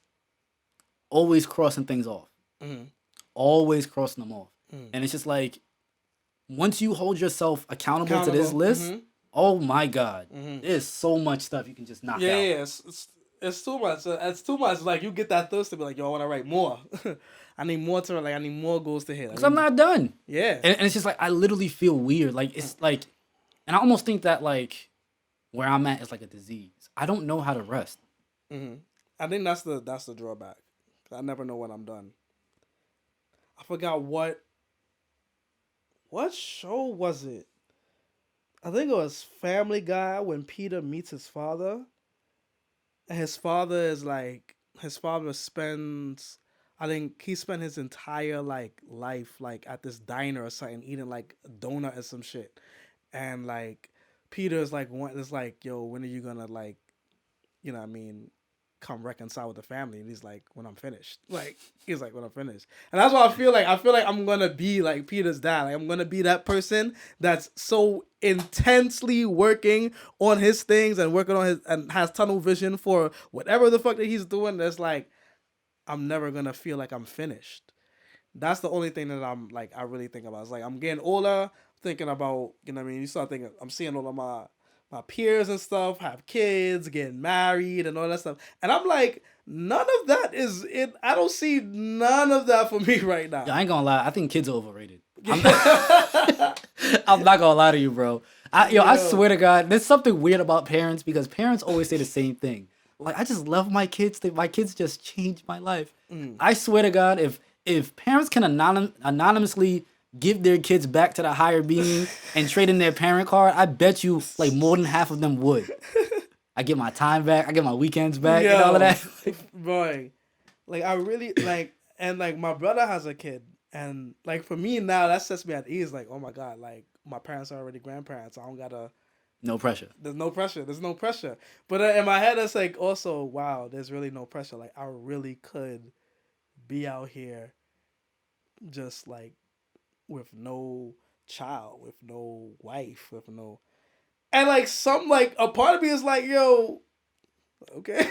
So what? It's I'm like okay, like. And that's another thing too. I like that that nothingness conversation that we were having. Like there were people that find it weird that I'm this age and I have no children. I'm just like, you do know there is no rule book to having children. Yeah, there's no rule book to none of this shit. Being successful, being a creative, getting things done. There is no rule book. It is what you want it to be. That's what I'm saying. I'm inspired by nothingness. I'm inspired by this idea that, you know, like literally nothing could be happening, and like you're just a creator. You're just a creator. Being a creative is like the best thing in the world. It's also the most daunting because it's just like now my livelihood depends on my ability to create, and that's a whole. It's not like flipping a burger, like. You know what I mean? It depends on my ability to make fresh new things every single time, or things that people can be engaged in, or things that other people can, hundreds to thousands of people are engaged in and believe in. That's some shit. And I think something that's actually really important for me too, that I'm actually learning, and I think that's the reason why I have my hand in so many different things, is challenging myself to be bad at something again. And I think I love being wrong. And I think you know that's a different conversation. Being wrong and strong too is something that I feel like I have to experience in everything that I do. I have to be so confident that I'm right and fall on my ass. Like, all right, bet. What were you saying now? You said that 1 + 1 is 2 now. I thought it was 16. You know, but it's just like I feel like that's like the beauty of this podcast right now, because I like, you know, like I said earlier, like I don't feel like I was ever the best articulator. I have brilliant thoughts, but when it comes to like actually verbally expressing that, sometimes I like have trouble doing this. I feel bad at doing this podcast right now. Mm. You know, so far I like it. It's new. Mm-hmm. You know, and it's just like I don't know. Do you feel like it's important to be bad at something ever, or like to re-challenge yourself? I think it's important to challenge myself. I think it's always important to challenge myself. I don't think it's important to be necessarily bad at something, but I feel like I feel like something should always be a challenge to you, or you should always be able to strive to work a certain, um, which is why there's another reason why I do the strings attached thing, because it's like like who like Nobody's doing it. nobody's doing it, and also like who the fuck says that this shit is even supposed to work? Who the fuck says like who's like how does it work? It's working. It's working, like, but how does it work? You know what I mean? Mm-hmm. When I came to you with the idea, it's not like, oh my god, I knew the demographic and the target audience. We're gonna charge this much now. This much, like, we don't know none of that. I'm just being creative, Right? You know what I mean? So, yeah, man, I think it's important just to continue to challenge yourself. And people got to do shit blindly too. There's certain things you got to just do blindly. You don't know where it's gonna go. Mm-hmm. You don't know how it's gonna turn out. There's no rule book to it. Just fucking do it. Mm-hmm. Just fucking do it. Just do it. And I'll also say too, you can do it, but everything is not for the public eye. Mm-hmm. You don't have to make your mistakes in public in order to be great. Yeah. I don't be taking my lumps in public no more. No. I don't be taking my lumps in public because, you know, one thing about this generation is like there's like a thirst for that. There's a thirst for you to lose. There's a thirst for you to lose, a thirst for you to fall on your ass, there's a thirst for you to fall from grace.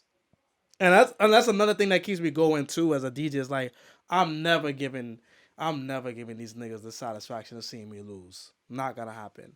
Not in a million years. It's not gonna happen. Like, nah, I came too far, I worked too hard. Like, I cannot see myself losing just because I know how many niggas want me to lose. You ever suffered from any jealousy or anybody in your circle was like jealous of you? In my circle, no. At least I don't. I highly doubt. In my circle, nah.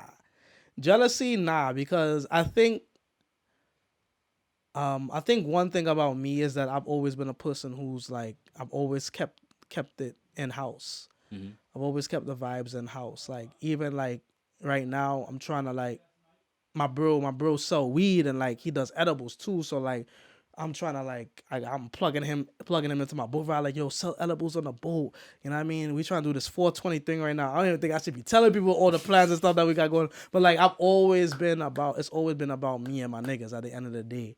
Like my close friends, like me, Shamari, Jerry, Cleasy, like I got the best friends in the world, bro. Like it's always been about friendship, like to us. Like it's never been about this like this DJ shit and the soca scene shit. It's never been about that for us. It's just you know it's actually so funny too. Like, and that's one thing I did notice about you. You do put your own on. And I remember like early, I want to say like 2013, 2014, like any spot that I had to like play the violin, like one of my homeboys, Roy, like we grew up together, like, and he's like significantly older than me too. So there'll be times I'll be like, oh, you know, I have this singer that I always like bring along. They're like, no, Matt, we only wanted you, blah blah blah. I'm like, all right, you just want me, right? Okay, fine. How long is my set? You got 7 minutes. I'm like, I bet. So backstage, I'll tell Roy, I'm like, yo, I'm gonna give you 2 minutes. I'll do the 5.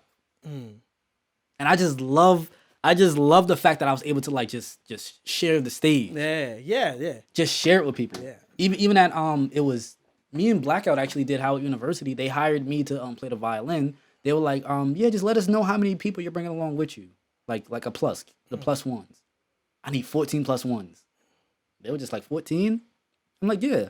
I'm like, everybody here is doing something. Right. Even if they're just there to like just provide good energy. Right. Everybody's there to do something. That's important. That's the whole point of ByFar, yo. Even me and Cruzo working together, it was so organic. It was just like, yo, I was just like, yo, I'm DJing here. Yo, pull up, MC for me. And he'd be DJing somewhere. He'd be like, yo, MC for me.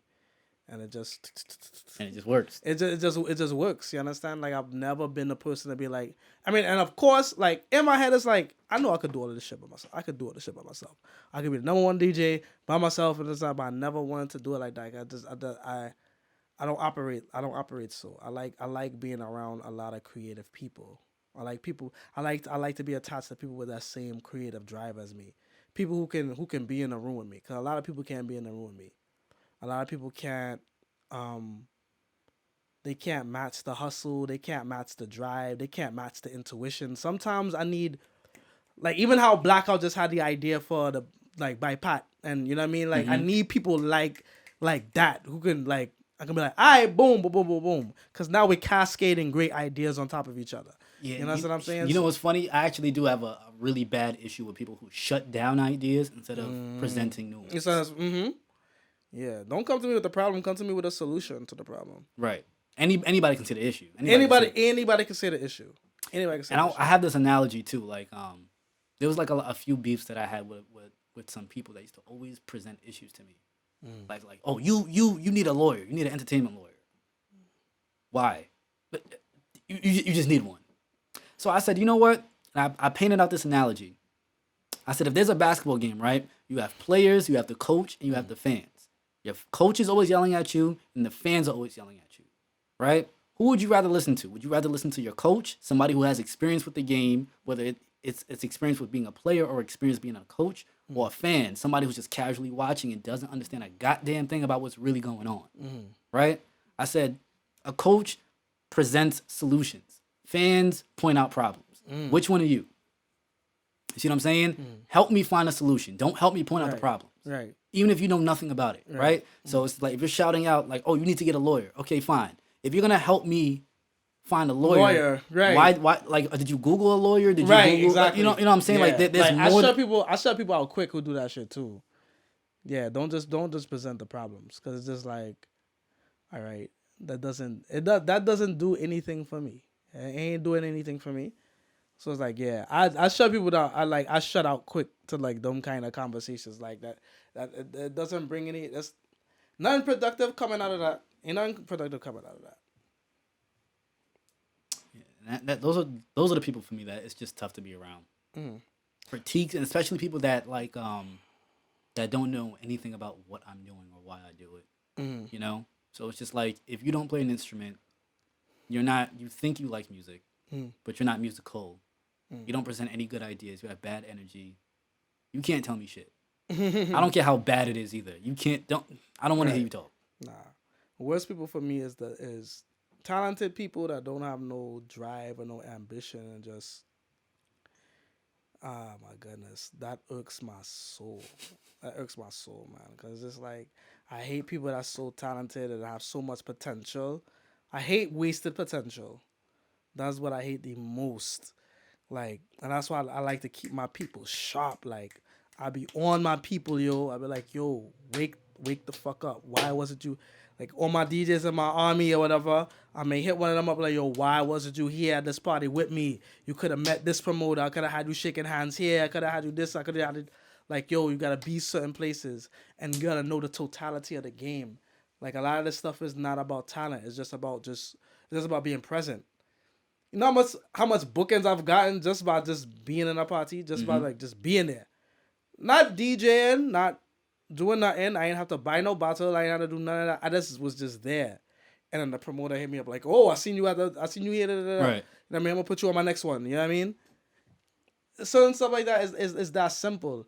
And I didn't even need, and that's the thing, like, I didn't need nobody to tell me that stuff. A lot of stuff I didn't need a lot of people to tell me. I thought a lot of people tell me things now that I'm in the position I am, like how to maintain the position, things they seen people do in the past. But in terms of like the rise, I didn't have no mentor or nothing or something like that. It's just things that like I feel like there's just certain stuff like if you want it, you're gonna like intuit and like it's gonna be an intuition of yours to know. You're gonna figure it out.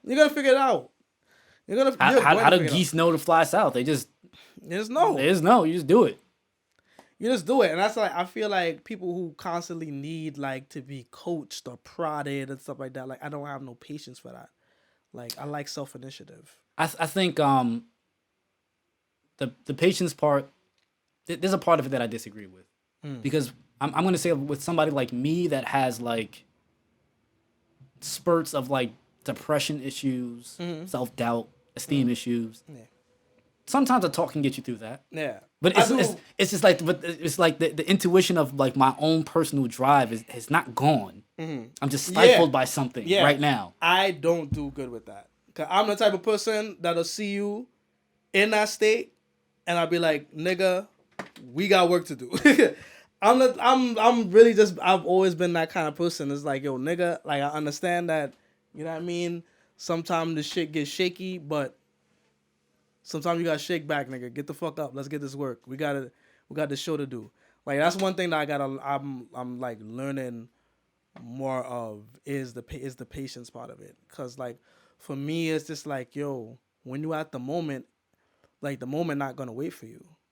That's my whole process. Like, yo, the moment's not gonna wait for you. The moment's not gonna wait for me. So it's like, let's get it. Let's get it. Like I went through real thing last year. My mother died, 2 car accidents, fucked up relationship. I was going through it. Mentally, I was going through it. But like I channeled that shit through my DJ. Like all the while all of that shit was going on, I was on fire as a DJ. I was really on fire. I was really on one. Yo, I was really on one. I feel you. That's why I'm actually really like appreciative, like that you are actually here right now, because a lot of people don't know. They don't know how much work goes into like putting out something as simple as like a podcast, like we're doing right now.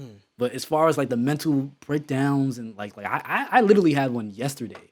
I was in the bed all day. I was supposed to answer emails. I was supposed to prep for strings attached, do all of that. But the moment you said like, yeah, I'm pulling up, I was just like, all right, shake it off.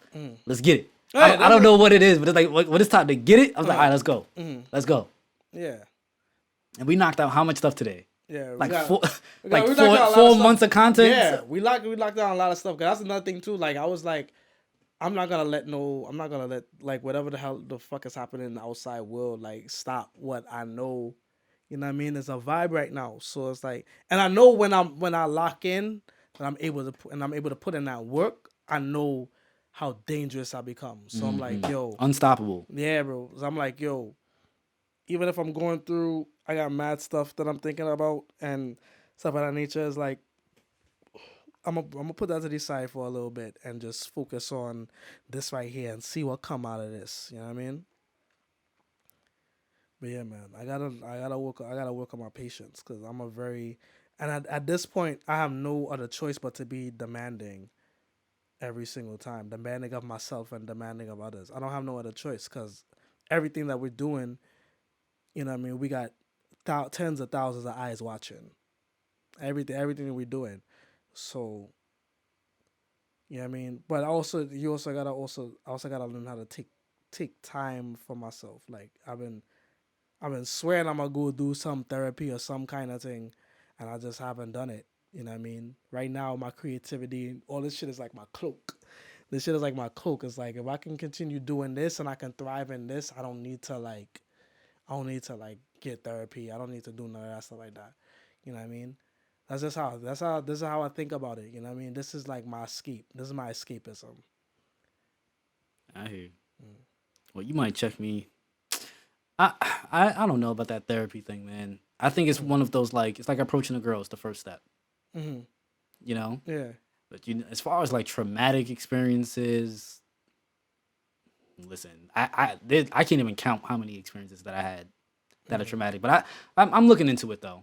Yeah, I'm looking into. I mean, my mother's 1 year anniversary of her passing is in 2 weeks. It's in 2 weeks, so it's like, I mean, I've never had to deal with that before. You know, so I don't even know how that is gonna go. So I don't know, but of course I always think about that. But then I also have this, you know what I mean? And I also think about like what my mother would have wanted for me to do. Was she proud of you with this whole DJ stuff? By the time that I started like blowing up as a DJ, she had gotten sick and like really out of her head, so she didn't really understand really everything that I was doing. My father's proud of me for sure. But I think my mother was just proud of me in general. I think my mother was proud of me like just graduating college and Mm-hmm. stuff like that. You know what I mean? Regular mom shit. But she I don't think she understood. Like she would have no idea like what I became. You know what I mean? Or like how much I mean to my community. You know what I mean? Um, but yeah, but she was just proud of me just in general. Yeah. Yeah, that man. Well, sorry for your loss, man. Uh, I'm no stranger to like losing loved ones mm, and everything, and I know everybody handles it differently. mm, It's not funny, but in hindsight, it's I kind of chuckle thinking about it. I remember I lost both of my grandparents. I lost my great grandmother, and then like a week later, I lost my grandmother. mm, So this is when I was on scholarship at William Patterson. mm, So my mind was just all over the place. It just was not in the books. mm, I wasn't well studied or anything. So we would do it. I was in ear training. So ear training is like if you hear like an interval like dum dum, you're supposed to be able to like understand the scale and know how to name that mm. interval. Right. Is it a fourth? Is it a fifth? Is it a third? So my professor called on me and I got it wrong. And then he was just like, "Wow, Mr. Silvera, you're making me wish that I never became a professor." And I just got up and I just left. Like but it was really abrupt. Like I was just fucking tight. I just couldn't take it no more. Mm, So like before I walked out, I'm just like, "Yo, I'm gonna talk to you after class, right?" So, I went to his office. We started talking, and I had like this breakdown. Like everything just started to hit me. Tears started mm, flowing and everything. I was like, "Yeah, I just lost my grandmother, and I lost my great grandmother. I wasn't really close to my great grandmother like that, but it was my grandmother. My grandmother was right. like my homie." Right. And this motherfucker, this was the worst bar ever. He was like, "Well, grandmas get old and they die." And I was just like, "Fam, that's not a bar, fam. You could have, you know what I'm saying? You could have came with something better, something a little Right. smoother. Grannies get old and they die." I was like, "I'm done. I'm not coming back to class." Like, Mm, I'm out, man. But yeah, man. I mean, even through the death with me, as the time went on, there's kind of a relief mm, that comes along with it. mm, It's like a newfound perspective on when people transition. mm.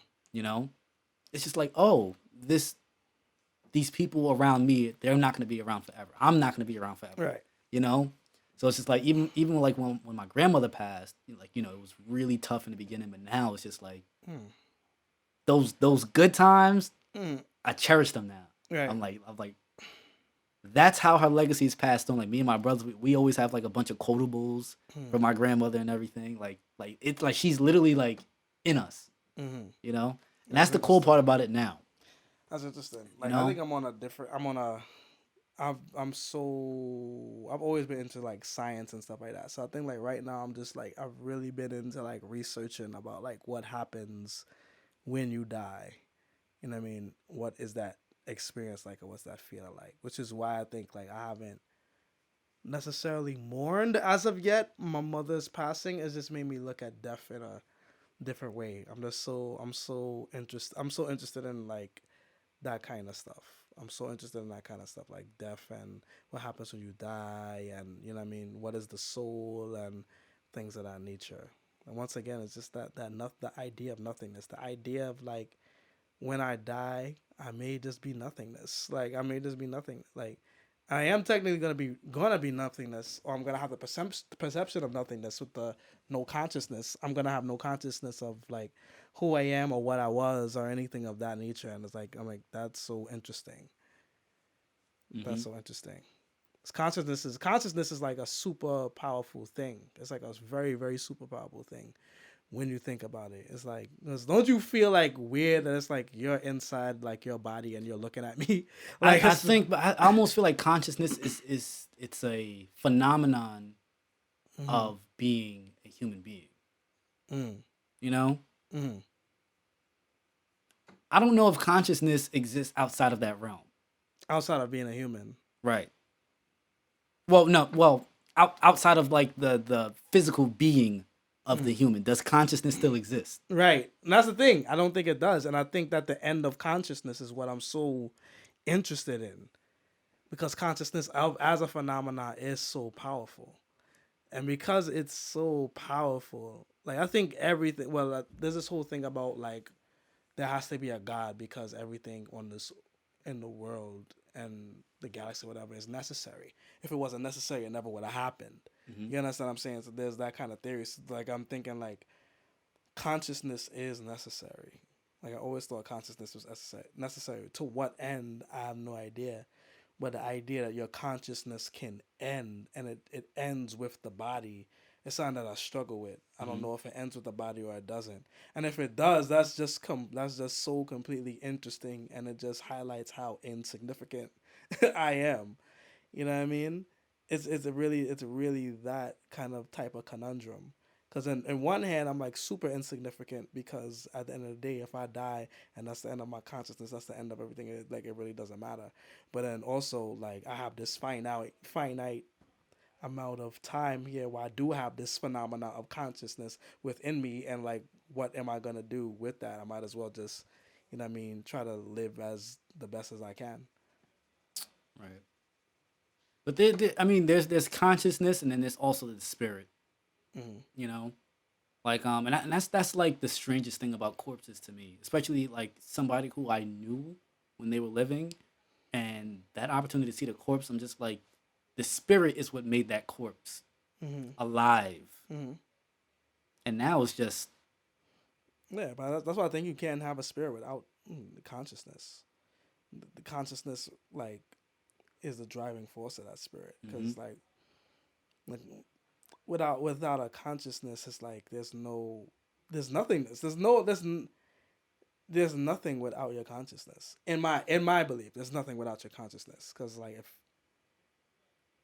it was like in what way could you perceive of anything unless you like have some awareness of it, like not having no like I don't know. That's a very interesting conversation, and probably a different podcast.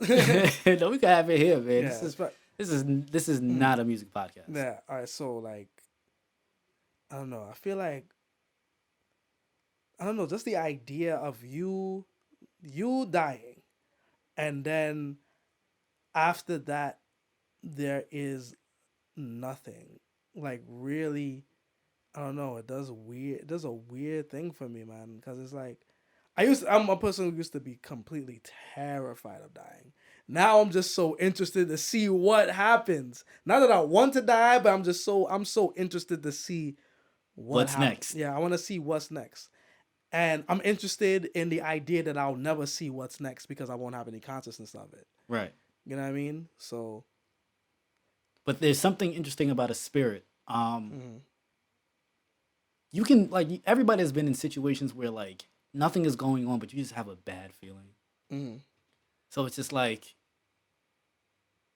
and it's hard to try to define this as a human with this human consciousness.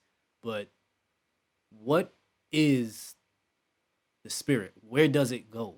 Mm-hmm. We know that it exists, but what happens to it Mm-hmm. when you're no longer? Yeah. And that's why I think that's why I lean towards the idea of you will be born again. Because the essence of I think the essence of a person's consciousness is too powerful for it to be ever like truly like deleted. Mm-hmm. You know what I mean? I don't think that that's possible. I don't think that it's that's another thing. It's so interesting about consciousness. Like I think you'll go into nothingness, but that consciousness will rise again because it kind of has to. I feel like once you exist, I feel like once you exist, like there's a necessity for your consciousness in So the universe. So I don't feel like it goes anywhere.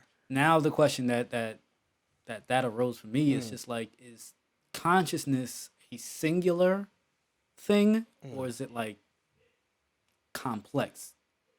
I mean, Like, you know, like is your spirit or your consciousness created from different entities from different places? how I break it down is your consciousness is only possible without the functions of your brain, right? So your brain governs my brain governs my the senses. Like my consciousness is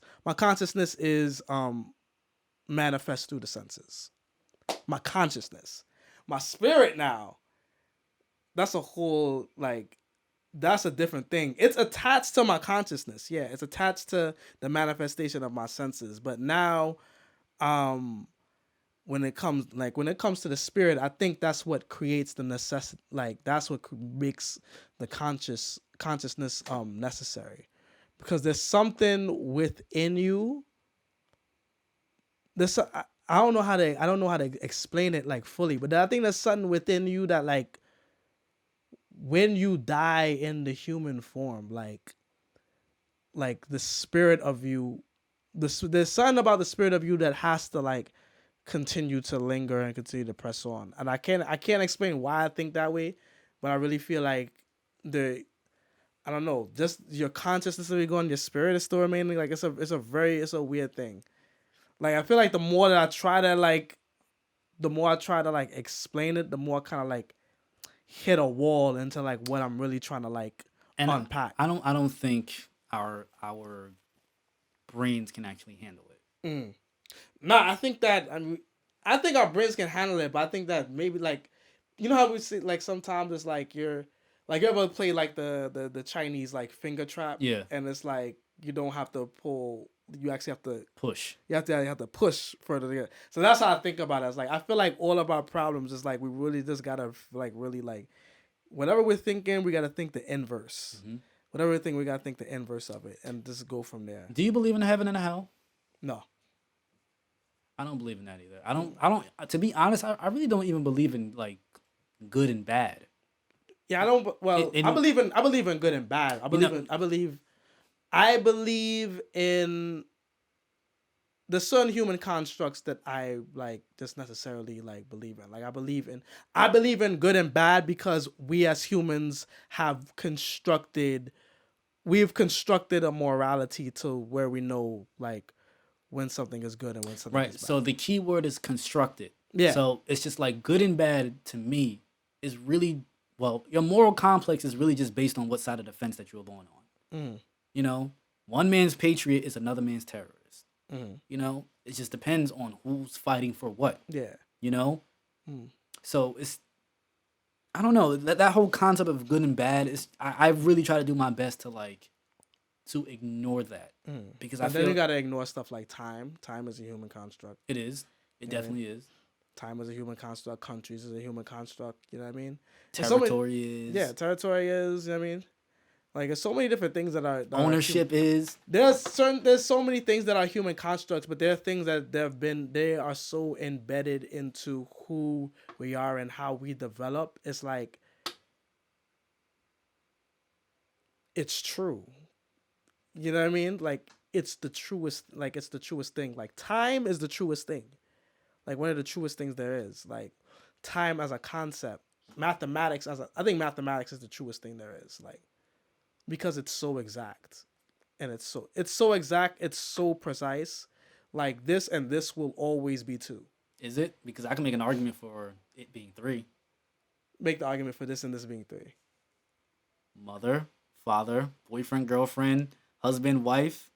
They link up together and they make a child. All right. Now it's 3. All right. So, but before all of that happens, before the link up happens, when you have this thing, you have this integer and this integer. That's 2 integers, Right. And that will never, ever, ever, ever, ever change. Which makes it true, beyond whether it's a human construct or not. And I think that is super powerful. And you know what's funny? Speaking of like right and wrong and good and evil and a higher being, I don't remember who said it.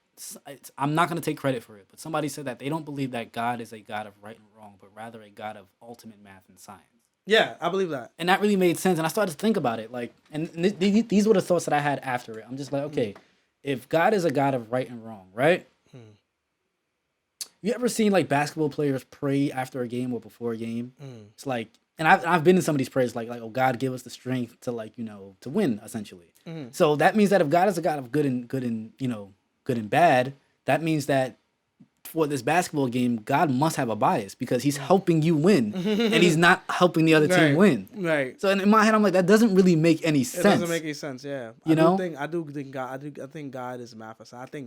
I think mathematics is like probably the most true. It's probably the most true concept like ever create. Like, well, I don't even think ever I don't think we created math. I think God is math and science, and I think that we as humans, we just like we're lucky enough to have consciousness to come to the realization of mathematics.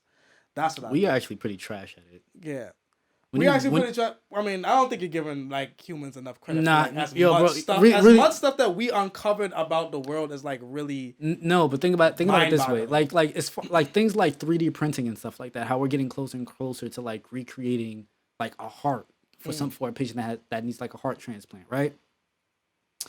It's just like our packaging out the box, the original packaging. It's just like a human cannot recreate that. We can't recreate that under a blade under a microscope. It'll never ever be the exact 100% But thing that it the was. fact that we can even get remotely close is like I one don't of think the. it's that close, bro. No, I think it's like I mean for us to even like to just even just recreate like a fucking a gun is like stuff like you could just 3D print a gun. You could 3D print like the fact that we could you know what I mean that we could find out like we could have this idea that the Earth is flat and then mathematically and scientifically prove that the Earth is round. Like think about all of the knowledge that we had to amass which like open our eyes up to the world in a way in which like can you imagine not knowing that the earth was round? Could you imagine not knowing like what pi is or what a right angle is? You know what I mean? Could you imagine not knowing these concepts have like literally helped to shape our understanding of like our world and like what is beyond it? Like I think that that's like super. And it helped like advanced technologies, Yeah, which it's super advanced. afforded us like the comforts and things that we enjoy on a daily basis. Exactly. And that's why I think, and that's why I like I've spent the last I want to say 2 to 3 years really like reevaluating, you know what I mean, what God is and what just the concept of God has meant to me in my life because I've had so many struggles and bouts with that from just growing up in the church and then you know what I mean I went Rasta when I was a teenager and then I just always found myself like feeling like those paths just wasn't it and for and I think the core reason for me being thinking that I think that we spent too much time propagating God to being the moral right and wrong God rather than focusing on the math and science, which I really think is where the God truly lies. Because there's people who boil down, you know what I mean, the beginning of the world to like a equations, you know what I mean, and I think that that's like so like I think that's so ingenious, and I think that's so daunting, and I think that's so audacious. I think that's very I think that's very audacious. I actually give more props to the people who's trying to figure out what God is than to the people who just obey a God or whatever blindly. Or a concept of it. Yeah, or a concept of God blindly. Like I don't know. I think that's like I think it's super audacious to do that. Um, and I think the answer really is like really literally in front of us, and like sometimes we just think too hard about it. Like God really for me is just one, and one is always gonna be two. Like God is really like this truth in there's this truth in math, not even in numbers, but just in the mathematics of it. This is a completely different conversation. Completely different. We've been at this for like pushing 2.5 hours now. Yeah, yeah. That was Let's a bring this completely to a close, different man. conversation. Give them your Twitters and your Instagrams and your Black People Meet and your Scomex and Yeah, so y'all can link me at ByFar Mega ByFarMega. I'm pretty much any platform, Instagram, SoundCloud, Twitter. Hope I haven't scared people away with my thoughts and you know what I mean. Look out for me, Matt, and Blackout Strings Attached. We're gonna be doing a lot of things, you know what I mean, in the coming years, hopefully, you know what I mean, and continuing to make a mark. all right, you heard it there first. Matt Violinist Podcast. We out of here, baby. Yeah, man.